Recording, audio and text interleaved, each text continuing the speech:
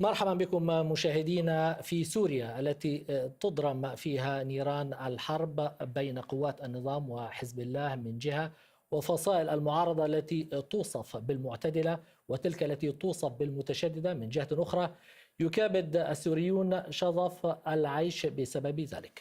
وفي ظل هذه الظروف الصعبة تعرضت الأماكن التاريخية في سوريا لأضرار كبيرة وحتى الدمار في بعض الحالات. التقرير الاستقصائي التالي من بلدة سرجيلة قرب إدلب يرصد هذه المشاكل.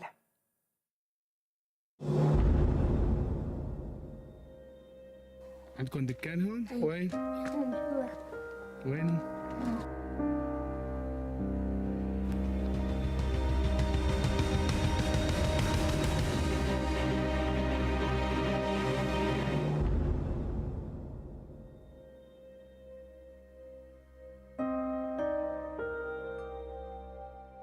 في ناس اجوا اذوا ما هيك الثوابيت وكسروهم الى اخره، وكان في دبابات مشيت بالبارة.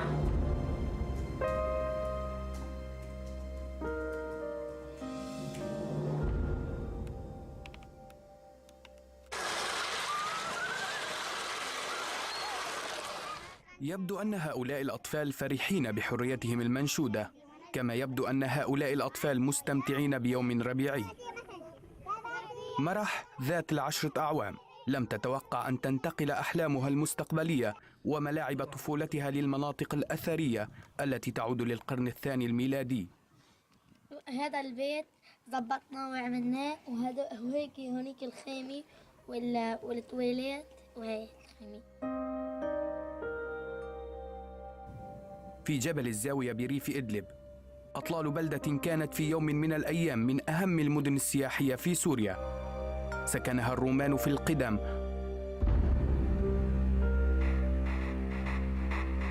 وأعاد نازحون تأهيلها اليوم ولو بشكل بسيط من جديد. رصدنا ضمن إمكانياتنا المحدودة عدد كبير من الانتهاكات. حقيقة هناك أيضا تقوم عمليات تخريب فردية في الآثار، من تكسير للمدافن والتيجان، عمليات تشويه وتكسير في الآثار، حيث سكن النازحين ضمن الأبنية الأثرية، وقاموا بإعادة تأهيل هذه الأبنية، حيث قاموا بتشويه الأبنية الأثرية من خلال إضافة جدران إلى الأبنية الأثرية وشوادر وطين، استخدموا الطين، حيث تم تشويه هذه الأبنية، ويمارسون الآن الحياة اليومية كاملة ضمن هذه الأبنية، مما يترتب على ذلك تشويه للأبنية وتغيير في صفتها التاريخية، مما يفقدها قيمتها التاريخية. طبعا بالتواصل مع هؤلاء المواطنين في هذه المخيمات أو القائمين على هذه المخيمات، أبدو يعني عجزهم كونهم لا يملكون بديل، سكن بديل. يعني يجب تأمين سكن بديل لهؤلاء المواطنين حتى يستطيعوا ممارسة حياتهم الطبيعية. بس ما في شيء من وسائل الحياة موجود يعني. ودور هالعالم هاي انهدت، هالعالم هاي شايفة كلها دورها انهدت، واجت سكنت هوني، ما لا أي خيار يعني إلا تسكن يعني في مكان مثل هالمكان هذا أو غيره. تعيش هنا 65 عائلة هربت من الحرب الدائرة في بلداتهم وقراهم، كونوا مجتمعا جديدا واتخذوا جيرانا جدد، وأعادوا تأهيل هذه المناطق بما يتناسب معهم. بداية كانت بتقطيع القصور الأثرية لأكثر من غرفة، وصولا لبناء غرف جديدة من الإسمنت داخل الأبنية، مع طلاء بالطين لهذه المناطق الأثرية، إضافة لفتح أبواب جديدة وإغلاق أبواب كانت موجودة، وذلك لكي تتلائم مع نمط حياتهم ومعيشتهم. حيث تضم هذه المواقع الأثرية 5 كنائس و17 قصرا ونحو 100 منزل أثري، وقد باتت اليوم مأوى لعشرات العائلات النازحة من ويلات النزاع الدائر في سوريا. الحرب اللي من 4 سنوات لحد الآن، مناطق كثيرة بسوريا للعلم يعني المتاحف كثيرة أفرغت، مناطق كثيرة مثل تدمر حاليا، حتى العواميد مهددة بالسقوط. عمليات النبش غير الشرعي في أكثر من 15,000 موقع نبش غير شرعي في سوريا. نحن أكيد نعرف إنه سكان المناطق ممكن دمرت بيوتهم، محتاجين يقعدوا، محتاجين، ولكن إن كانت كنيسة أو جامع أو يعني حتى لو حجر صغير أثري. هذه المدن الأثرية هي واحدة من مجموعة قرى من 5 تجمعات لمواقع أثرية تضم نحو 40 قرية من العصر الروماني والبيزنطي، وهي مسجلة ضمن لائحة اليونسكو للتراث العالمي منذ 29 من حزيران 2011. وتبنت المنظمة مشروع قرار يقضي بإدراج وتسمية هذه المناطق الأثرية في شمال سوريا والتجمعات التابعة لها معلما ثقافي على لائحة التراث العالمي، لتعود المنظمة في مارس آذار 2013 وتدرجها بحسب تقرير نشرته كمواقع مهددة بخطر الزوال. بشدة القصف والطيران اللي يضرب ضيعتنا، يعني جمعنا 65 علي، لقينا الخراب وهيك أزبط شي هون، يعني أكلنا وشربنا وهيك على الطبخ النار، ويعني هي حالة على الحطب، بنجيب حطب ومشغل أو بنطبخ وحمام، يعني شفت هاي الساحة وهيك هاي عيشتنا يعني كلها هيك. لا يقتصر التأهيل هنا على السكن، حيث يتم تجهيز أماكن للاستفادة منها كالمقاهي وغيرها. عملية الطهي والطبخ تتم ضمن المباني الأثرية أو بجانبها، مما يتسبب في تشققات وتشوهات للمباني الأثرية وتغيير كبير في ملامحها.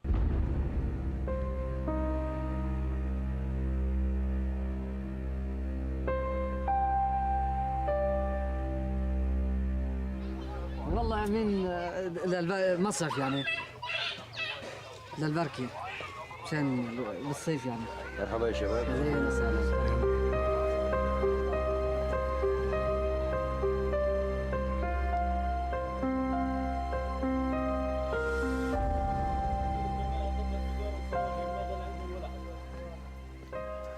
جميع القاطنين هنا لا يملكون مجاري للصرف الصحي ومياه الحمامات والغسيل، ويستخدمون المياه الجوفية من الآبار الرومانية الصخرية المنتشرة في هذه المناطق، مما تسبب لهم وللأبنية الأثرية بمخاطر عدة من تفسخات في البناء وتسريب مواد سمية لداخل الآبار. شو عم بسبب هذا؟ ما بس هلا اجت الدكاتره لهون، هي الورقه ليك شق الصبي اعطونا حكمي للامراض لكل شيء عم بسبب. اشو ما بنعرفها شو شكلها، عم يجيبوا لنا اياها شيء دلعه وشيء مالحه وشيء بيكتوا لنا برميل للشاي، قلت لهم بعبي له وقادوس وبيروح. قسم آخر ترك استخدام هذه المياه الجوفية وبدأ باستخدام شبكة مياه تم تمديدها ضمن المنطقة الأثرية واستخدام خزانات لتجميع المياه.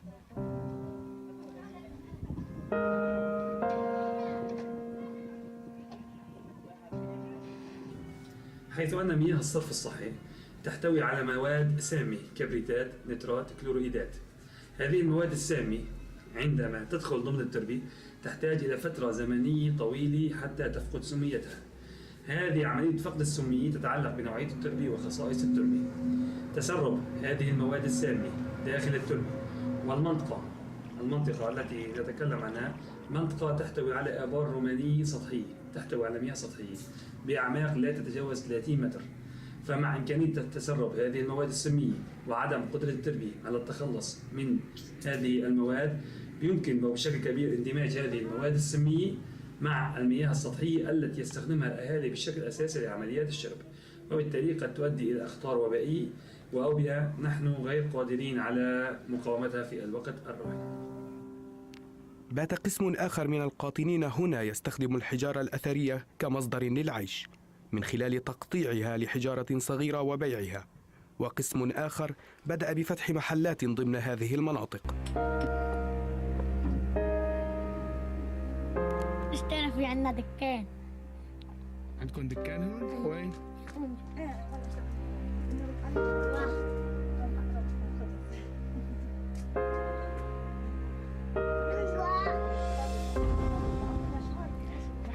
هذا دكان يا مرة؟ ايه.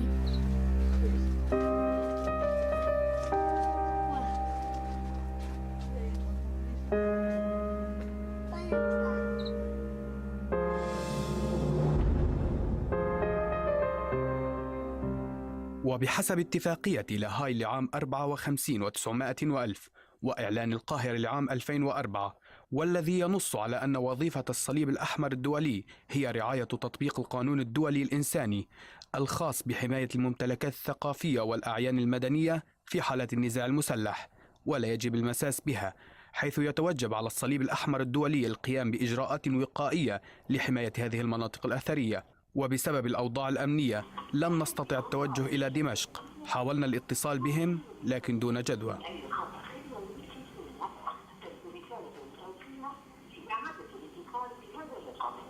حيث تم إرسال بريد إلكتروني للصليب الأحمر الدولي في سوريا ومقره دمشق لمعرفة دورهم في حماية هذه المناطق.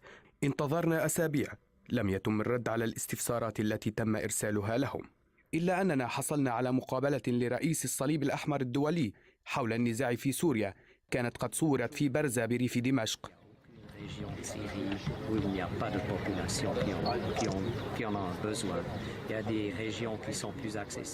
لم تسلم أي منطقة في سوريا من الضرر. هناك مناطق من السهل الوصول إليها مقارنة بغيرها. نحاول الوصول إلى المناطق الأكثر تضرراً، خاصة المعزولة منذ أشهر أو سنوات. نحن نتعامل مع جميع أطراف النزاع سعياً للوصول إلى كل المناطق.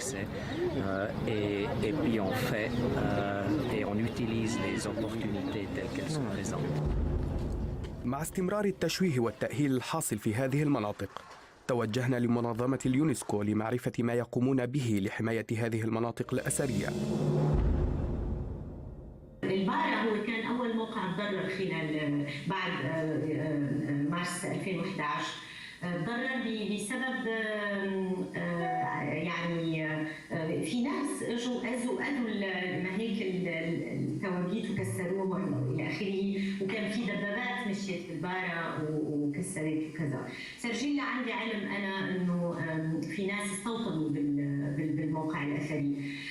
كل أطراف النزاع ضمن الاتفاقيات العالمية مفروض أنها تحترم الناس والسجناء والأطفال والنساء والمدارس والمستشفيات ضمن القانون الدولي. مفروض أنها تحترم كمان التراث، لكن نحن ما عم نحكي عن هالواقع، عرفت كيف، بطريقة مجردة. في حرب قائمة وفي حرب ضارية. يعني نحن اقترحنا على فريق السيد بمنصورة بإدراج حماية التراث ضمن خطته لوقف إطلاق النار في حلب. هي واحدة من المداخل اللي نحن فينا ندخلها، لأنه عن طريق الأمم المتحدة.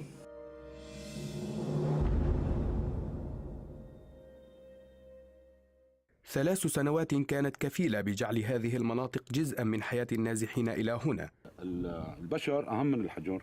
لا هنا بديل هون لحتى نطلع بيوتنا نهدت هنيك بالضياع وجينا، يعني ما لقينا محل أنسب من هالمحل، وهو كله يعني مو مناسب. يبدو أن الأيام القادمة تحمل المزيد من الانتهاكات والتشويه، وخاصة مع استمرار النزاع الدائر في سوريا بين جميع الأطراف، وغياب كامل لكل المؤسسات الدولية والمحلية المعنية بصون وحماية هذه المناطق، إضافة لنازحين أجبروا على المعيشة بتلك المناطق الأثرية علها تقيهم ويلات النزاع الدائر في سوريا بانتظار حل ولو مبدئي يجنب هذه الحضارة خطر الزوال.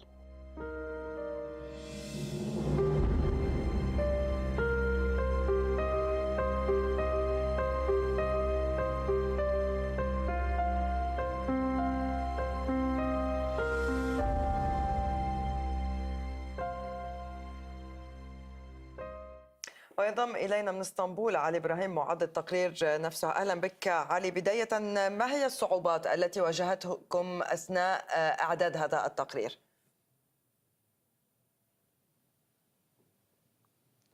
مساء الخير فيدا لك وللسادة المشاهدين. حقيقة معظم العاملين في هذا التقرير حاولنا بشكل مباشر تكثيف كل ثانية وكل دقيقة في هذا التحقيق لتوثيق ولعرض ما يجول في هذه المناطق وما يحصل من انتهاكات. طيب علي، يعني رأينا المثال في جبل الزاوية، لكن كم منطقة من مناطق سوريا تتعرض لمثل هذا الدمار؟ هل هناك إحصائيات؟ هل هناك صورة عن المشهد؟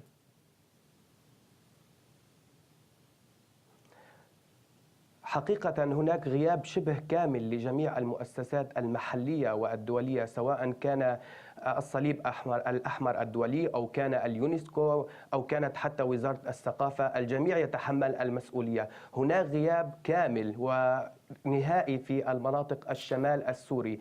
لا يوجد أي. السيد بيتر ماور رئيس لجنة الصليب الأحمر الدولي قال من خلال اللقاء أنه متواجدين في مناطق النزاع. حقيقة لم نلمس أي تواجد لهم. كذلك منظمة اليونسكو لا يوجد لها أي مكاتب لحماية هذه المناطق. هذه المناطق هي مناطق بحد ذاتها تعتبر من أهم المناطق الأثرية، تهم التراث العالمي، ليست فقط هي تلخص المأساة السورية بكل معانيها.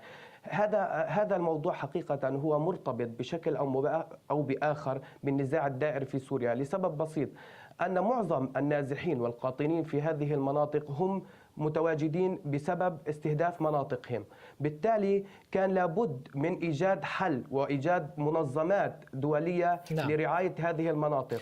اتضحت الصورة. علي إبراهيم معد التقرير عن الدمار الذي لحق بالآثار في جبل الزاوية في ريف إدلب. معنا من غازي عنتاب وزيرة الثقافة والآثار في حكومة الائتلاف السوري المعارض السيدة سماح هدايا. مرحبا بك سيدة سماح. مساء الخير. مساء النور. يعني سمعت في التقرير جملة قالها أحد السوريين، قال البشر أهم من الحجر، لكن في نهاية الأمر الحجر هو الماضي، هو أساس الحاضر للشعب السوري كما للشعوب الأخرى. هل هناك صورة لديكم عن حجم الدمار التي تعرض له أو تعرضت له الآثار في سوريا خلال هذه الحرب؟ طبعا حجم الدمار كبير جدا، ولا يمكن تخيل يعني الوضع من دون أن نفكر أن ما يحدث في سوريا هو فعلا مأساة حقيقية. لكن سأبدأ كلامي من أدبيات اليونسكو. يقول اليونسكو: لما كانت الحروب تنشأ في عقول البشر فإن وسائل الدفاع عن السلم يجب أن تسمو في عقولهم، والثقافة هي التي تسمو بالعقول، والتراث هو جزء من الثقافة، والآثار هي قلب التراث. إذن الإنسان أو الحجر أو البشر لا يمكن أبداً أن نفصل بينهم. سأبدأ كلامي الآن بشيء شخصي جدا ولكن مرتبط بالحدث. قمت قبل في عام 2010 بزيارة مع وفد طلابي من نادي الآثار من خارج سوريا إلى منطقة سرجيلا ومنطقة البارا ومنطقة الآثار في شمال سوريا. يعني المشهد الذي رآه العالم في تلك الزيارة كان شيئا مذهلا، كان شيئا يعني صادما بدهشته. الآثار كانت كأنها حقيقة، مرآة لتاريخ، يوميات لتلك الفترة من الزمن، قرى حاضرة، مدن حاضرة كأنها تعكس تلك الأيام بكل جمالها وبكل روعتها، كنائس، أديرة، بيوت إلى آخره. سيدة سماح، يعني نقدر سيدة سماح نقدر أهمية هذه المناطق الأثرية يعني في تاريخ الشعوب وفي انتمائك أنت للوطن، ولكن لأن الوقت قصير نريد أن ندخل بالموضوع مباشرة. أنت وزيرة ثقافة في الائتلاف السوري المعارض، يعني ما الذي تفعلونه من أجل حماية أو محاولة على الأقل حماية هذه الآثار؟ طبعا هناك مجهودات كبيرة كانت في الوزارة السابقة تجاه هذا الموضوع، وكان هناك رعاية لمتحف معرة النعمان، وكان هناك تكوين لمديرية الآثار من أجل التوثيق ومن أجل الحماية، وحصل هناك يعني عمل جيد برعاية تقنيين وبرعاية خبراء في الآثار في موضوع الترميم وفي موضوع التوثيق. لكن بصراحة لا يمكن التعامل مع موضوع الآثار في سوريا بهذا الشكل. الآن وزارة الثقافة لديها طبعا خطة استراتيجية قصيرة وبعيدة، منها التوثيق ومنها متابعة انتهاكات الآثار ومنها أيضا ملاحقة عمليات السرقة والنهب. لكن كل هذا الأمر لا قيمة له ولا معنى له من دون شرعية. طبعا الجميع يعرف أن الحكومة السورية يعني ليس معها شرعية دولية سياسية حتى يعني تلاحق بعيدا عن الملفات. السياسة سيدتي، يعني حتى المديرة العامة لليونسكو كانت دعت إلى إنشاء مناطق ثقافية محمية، وأنت لديكم برنامج لحماية الآثار. نعم. لكن من يملك على الأرض في نعم. وسط كل هذه المعارك أن يحمي الآثار، ونحن نستطيع أن نحمي البشر من الموت؟ نعم، هذا هو السؤال المهم، من يملك القدرة على أن يكون موجودا في هذه الظروف؟ طبعا هناك تعاون، يجب أن يكون هناك تعاون بين المجالس المحلية ووزارة الثقافة وكل المنظمات العاملة الوطنية والدولية في المنطقة، ولكن بصراحة هناك غياب حقيقي لأي منظمة دولية عاملة في المنطقة، وأيضا المنظمات الأهلية عملها محدود جدا. يجب أن نعمل من خلال هذه المنظمات ومن خلال هذه القنوات، لا نستطيع أن نعمل بمعزل عن هذه القنوات، لأن هذا الأمر يحتاج إلى تنسيق قوى كبيرة. لدينا خطط للعمل. نعم، أعتذر منك لضيق الوقت. سيدتي العزيزة، من وزيرة الثقافة والآثار في حكومة الائتلاف السوري المعارض السيدة سماح هدايا، كنت معنا من غازي عنتاب. معنا الآن من الأقمار الاصطناعية من إسطنبول مدير الجمعية السورية لحفظ الآثار والتراث، أحمد مصري. أهلا بك أحمد. يعني نتحول إليك لتعرفنا على أبرز المشاكل التي يمكن أن تلحق بالآثار، أنواع هذه المخاطر على الآثار إذا ما تركنا القصف جانبا. ما هي المخاطر الأخرى المحدقة بالآثار السورية؟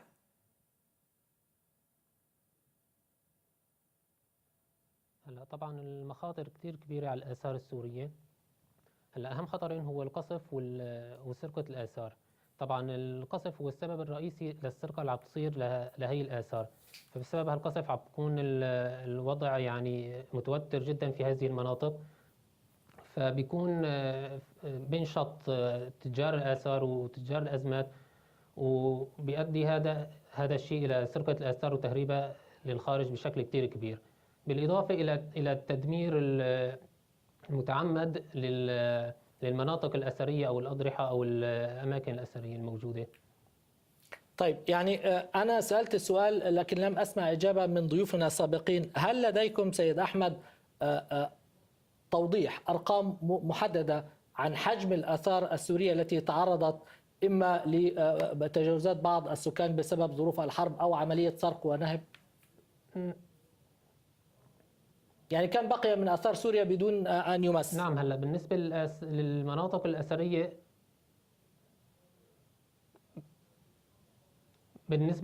الأثرية، التي تعرضت للدمار، فإن يعني آخر الدراسات كانت في عام 2014 صور أخذت من الأقمار الاصطناعية بالنسبة لبعض المواقع الأثرية، فتبين أن 24 موقع قد تعرض للدمار بشكل كامل، وحوالي 189 موقعا تعرض للدمار بشكل كبير، و77 موقع تعرض للدمار يعني بشكل متوسط. وبالنسبة لهذه المواقع قد تعرضت أيضا للنهب والسرقة، يعني حجم السرقات كبير جدا، وإحدى الدراسات يعني حجم المسروقات يعني يعادل أكثر من 2 مليار دولار. أحمد، بالطبع الموضوع يعني شائك ومهم، ولكن الوقت انتهى. شكرا لك أحمد مصري مدير الجمعية السورية لحفظ الآثار والتراث. على أمل أن يكون هنالك خطوات حقيقية من أجل يعني حماية تاريخ شعب كامل من أن يتم إتلافه نتيجة الحرب. بهذا نصل إلى نهاية هذه الحلقة. شكرا للمتابعة وإلى اللقاء. نترككم في رعاية الله. ندعوكم مشاهدينا إلى البقاء مع برنامج بتوقيت مصر على رأس الساعة، والذي يخصص اليوم لمناقشة ومتابعة الاشتباكات بين قوات الأمن المصرية ومشجعي التراس وايت نايتس. إلى اللقاء.